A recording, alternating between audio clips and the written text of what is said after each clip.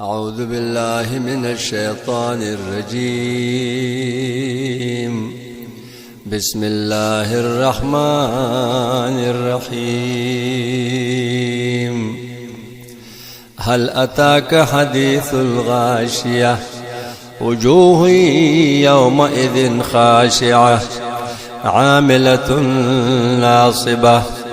تصلى نارا حامية تسقى من عين آنية ليس لهم طعام إلا من ذريع لا يسمن ولا يغني من جوع وجوه يومئذ ناعمة لسعيها راضية في جنة عالية لا تسمع فيها لاغية فيها عين جارية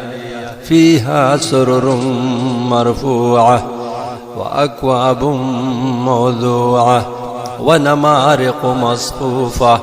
وزرابي مبثوثة أفلا ينظرون إلى الإبل كيف خلقت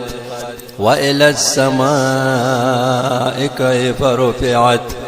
وإلى الجبال كيف نصبت وإلى الأرض كيف سطحت فذكر إنما أنت مذكر لست عليهم بمسيطر إلا من تولى وكفر فيعذبه الله العذاب الأكبر إن إلينا إيابهم ثم إن علينا حسابهم.